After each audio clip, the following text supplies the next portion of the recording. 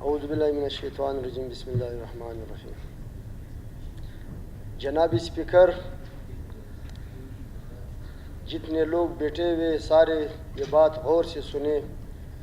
4 سال میں نے اپنے ہاتھوں سے ذمہ داری کی ہے، اور 1 سال میں نے فصل لگایا، نقصان میں چلا، دوسری سال لگایا، وہ جتنے پیسے لگایا وہ ملے۔ اسی طرح 4 سال میں نے ذمہ داری کی، میں نے نقصان اٹھایا۔ پھر میں نے فیصلہ کیا کہ یہ ذمہ داری میں نہیں کروں گا۔ جب میں یہاں سے چلا، اللہ تعالیٰ نے روزی بھی دیا، اسمبلی کو بھی بھیجا۔ یہ ذمہ داروں کو میں کہتا ہوں اللہ کا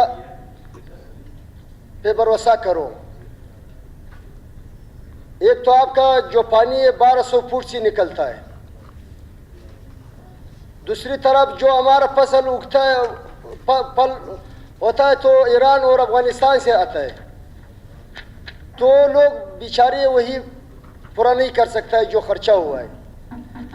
میرے طرف سے سب ذمہ دار ہے۔ زوب میں ایک قوم ہے، شیرانی قوم ہے، اس کا کوئی ذمہ داری نہیں ہے، پہاڑوں میں رہتے ہیں، لیکن وہ باہر چلے گئے۔ آج کل زوب کا آدھا بازار ان کا ہے۔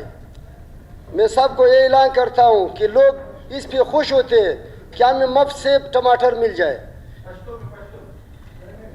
نہیں، ابھی تو اردو میں شروع ہوا ہے، اردو میں کریں گے۔ جام صاحب بھی سنیں۔